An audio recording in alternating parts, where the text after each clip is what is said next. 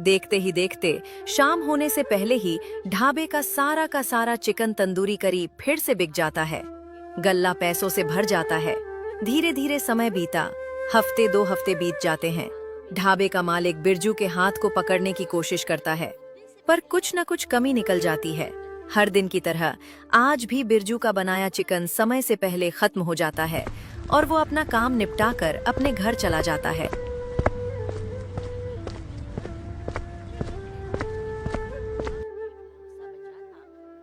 अगली सुबह जब बिरजू हमेशा की तरह काम पर ढाबे पर पहुंचता है तो वो वहां का नजारा देखकर सोच में पड़ जाता है। ढाबे का मालिक चौधरी पहले से ही चिकन तंदूरी करी बनाकर तैयार रख चुका था। मालिक, आप इतनी सुबह खुद खाना बना रहे हैं और ये चिकन तंदूरी करी अचानक से आपने? हाँ बिरजू, पहले ये बताओ, जरा सूंघ कर देखो और बताओ कि इसकी खुशबू कैसी है। मालिक, खुशबू तो अच्छी है, बिल्कुल वैसी ही है जैसी मैं बनाता हूँ। पर मालिक, आप मुझसे ये सब क्यों पूछ रहे हैं? आज मुझे काम नहीं करना क्या? देखो बिरजू, अब सीधे सीधे बात सुनो। अब मैं तुम्हें अपने इस ढाबे पर काम पर नहीं रख सकता। आज से तुम्हारी छुट्टी, क्योंकि अब मेरा तुम्हें काम पर रखने का कोई मन नहीं है। अब मुझे तुम्हारी कोई जरूरत नहीं है। अच्छा, कोई बात नहीं मालिक। अगर आपका मन नहीं है तो मैं चला जाता हूँ। लेकिन मालिक, मुझे आपके यहाँ काम करते हुए पूरा 1 महीना हो गया है। कृपया करके मेरे इस महीने के पैसे दे दीजिए ताकि मैं अपना कर्ज चुका सकूं। हाँ, ये पकड़ अपने 3000 रुपए और अब तुरंत यहाँ से रवाना हो जाओ। मालिक, ये क्या कर रहे हैं आप? मेरे तो पूरे 6000 रुपए होते हैं। आपने मुझे सिर्फ आधे पैसे ही क्यों दिए? हिसाब बराबर है बेटा। रोज जो तू ढाबे पर 100 रुपए का खाना खाता था, वो क्या तेरे बाप के पैसे का था? उस खाने का पैसा कौन देगा? ये 3000 रुपए उसी खाने के कटे हैं। मालिक, ऐसा मत करो मालिक, मुझ पर रहम खाओ। मुझे आज ही जमींदार भैरव सिंह का 5000 रुपए का कर्ज चुकाना है, नहीं तो वो मेरा घर छीन लेगा।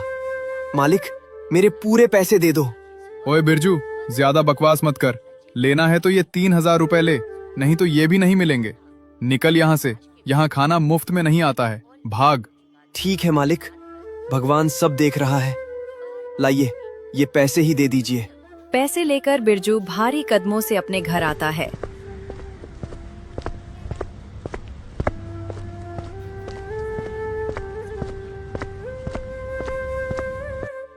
वो अभी बैठा सोच ही रहा था कि अब क्या करे। तभी थोड़ी ही देर बाद जमींदार भैरव सिंह अपने लठैतों के साथ उसके घर आ पहुंचता है और चिल्लाकर पैसे मांगता है।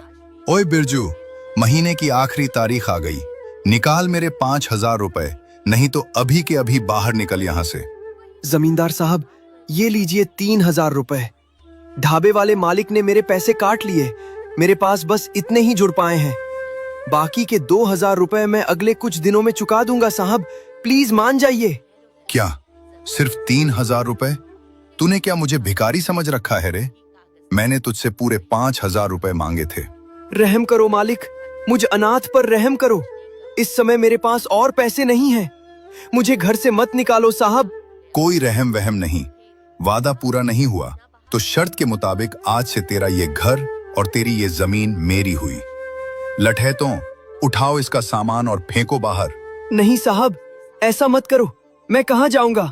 चुपचाप यहाँ से दफा हो जा बिरजू, नहीं तो देख रहे हैं ना मेरे इन लठैतों को और इनकी इन भारी लाठियों को।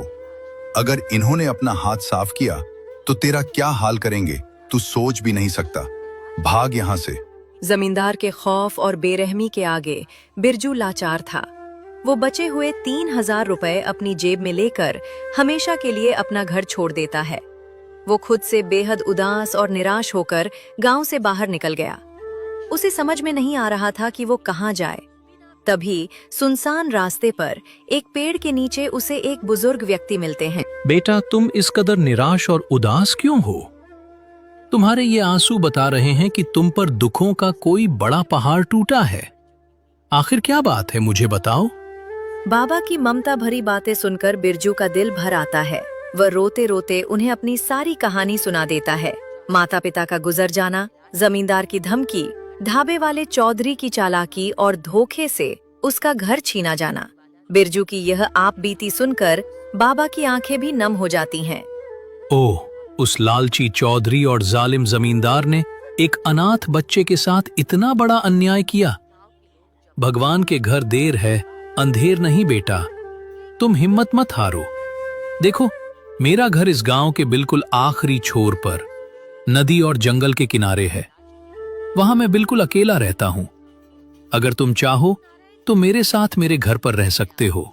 आपके घर पर बाबा? पर मैं...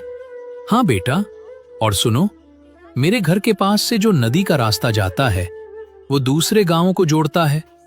वहां से हर दिन तरह तरह के लोग आते जाते रहते हैं। मछली पकड़ने वाले मछुआरे, खेतों को जाने वाले किसान और दूसरे गांवों से आने जाने वाले मुसाफिर। तुम ऐसा करो, अपनी जेब में बचे पैसों से एक ठेला खरीद लो, नदी के किनारे अपना ठेला लगाओ और अपनी वही लाजवाब चिकन तंदूरी करी बेचना शुरू करो। ठेला नदी के किनारे? हाँ, तुम अभी बाजार जाओ, अपने बचे हुए पैसों से चिकन तंदूरी का ठेला और उसके सारे जरूरी सामान खरीद कर ले आओ। कल सुबह उठते ही हम वहां ठेला लगा देंगे। और सुनो, शुरुआत में तुम्हें अकेले दिक्कत ना हो, इसलिए मैं भी ठेले पर बैठकर तुम्हारी थोड़ी मदद कर दूंगा। नहीं नहीं काका, आपने मुझे रहने के लिए आसरा दिया, मेरे हुनर को पहचान कर रास्ता दिखाया। मेरे लिए बस इतना ही बहुत काफी है। मैं आपको कष्ट नहीं दूंगा।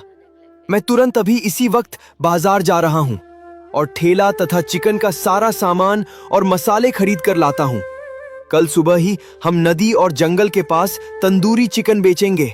बहुत अच्छे बेटा, पर अपने इस ठेले का कुछ बढ़िया सा नाम तो सोच लो। हाँ काका, मैंने सोच लिया है। मेरे ठेले के ऊपर बड़े बड़े अक्षरों में लिखा होगा, जंगल में तंदूरी चिकन वाला। देखिएगा काका, एक दिन ये नाम सबके दिलों पर राज करेगा। अगली सुबह बिरजू पूरी उम्मीद के साथ नदी के किनारे अपना ठेला लगाता है। जैसे ही वह चिकन में अपना खास घरेलू मसाला डालता है, उसकी सौंधी खुशबू हवा के झोंकों के साथ दूर दूर तक फैल जाती है। पास के खेतों में काम कर रहे मजदूर, नदी में मछली पकड़ रहे मछुआरे और रास्ते से गुजर रहे राही, सब के सब काम छोड़कर दौड़े दौड़े उसके ठेले की तरफ आने लगते हैं। अरे भाई बिरजू, गजब की महक है यार। दूर खेत तक इसकी खुशबू आ रही थी, हमसे तो रहा ही नहीं गया। अरे बिरजू, तुम तो गांव वाले चौधरी के ढाबे पर काम करते थे ना? फिर वहां का काम छोड़कर इस जंगल के रास्ते पर यह ठेला क्यों लगा लिया? क्या हुआ भाई? अरे छोड़ो ना भाई उन पुरानी बातों को। अब जो हुआ सो हुआ। आप लोग बस ये बताइए कि गर्मा गर्म प्लेट लगाऊं आपके लिए? हाँ हाँ भाई, बिल्कुल लगाओ। अरे वाह, ठेले का नाम तो बड़ा अनोखा रखा है, जंगल का तंदूरी चिकन। भाई, नाम सच में बहुत अच्छा है। चलो, मेरे लिए भी एक प्लेट फटाफट लगा दो। जी भाई साहब, अभी लीजिए। बिरजू फटाफट सबको पत्तलों पर गर्मा गर्म चिकन तंदूरी परोसने लगता है। ग्राहक जैसे ही पहला निवाला खाते हैं, स्वाद के दीवाने हो जाते हैं। वाह बिरजू भाई वाह, चौधरी के ढाबे से भी लाख गुना बेहतर स्वाद है। असली जादू तो तुम्हारे इन हाथों और मसालों में है। सभी ग्राहक खाते हुए बिरजू की खूब बड़ाई करते हैं और खुशी खुशी पैसे देकर चले जाते हैं। देखते ही देखते ये बात पूरे किशनपुर गांव में आग की तरह फैल गई। अब गांव के आम लोग भी चौधरी का ढाबा छोड़कर बिरजू के ठेले पर आने लगे।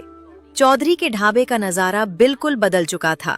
दोपहर के खाने का समय हो गया था, लेकिन ढाबे पर एक भी ग्राहक नहीं था। चौधरी बैठा बैठा मक्खी मार रहा था। वह इस बात से बेहद परेशान था कि आखिर अचानक सारे गांव वालों को क्या हो गया है। तभी गांव का एक पुराना ग्राहक उधर से गुजरता है।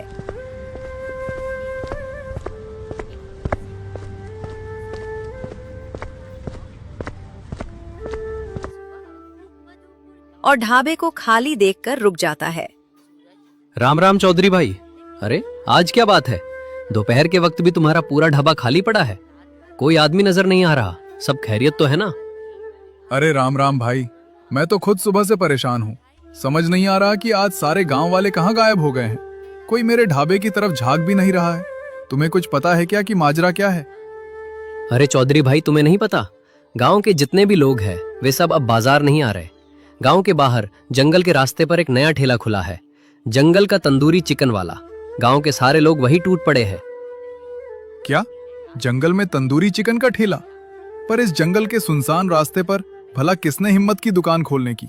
किसने खोला है वो ठेला? अरे वही लड़का जो तुम्हारे यहाँ बर्तन धोता था, बिरजू। उसी बिरजू ने खोला है। भाई क्या चिकन बनाता है वो, पूरा गांव उसका दीवाना हो गया है। इतना सुनते ही चौधरी का चेहरा गुस्से से तमतमा उठता है। क्या उस अदने से बर्तन धोने वाले बिरजू की इतनी हिम्मत? उसने मेरे ही सामने अपनी दुकान खोल ली। कोई बात नहीं, वो 2-4 दिन का मेहमान है। जल्द ही उसका भूत उतर जाएगा और वो ठंडा हो जाएगा। आज तक इस बाजार में मेरे सामने कोई टिक नहीं पाया है, तो वो कंगाल बिरजू क्या टिकेगा? देख लेना, 2 दिन में रोता हुआ वापस आएगा मेरे पास। समय बीतता गया और बिरजू के जंगल का तंदूरी चिकन का स्वाद चारों तरफ मशहूर हो गया। दिन रात की कड़ी मेहनत से बिरजू ने अच्छे खासे पैसे कमा लिए। उसने सीधे जमींदार के पास जाकर उसका पूरा कर्ज चुकाया और अपने माता पिता का घर और खेत शान से वापस ले लिया। बिरजू ने संकट में साथ देने वाले उन बूढ़े काका को अपना पिता मान लिया और उन्हें सम्मान के साथ अपने घर ले आया। दूसरी तरफ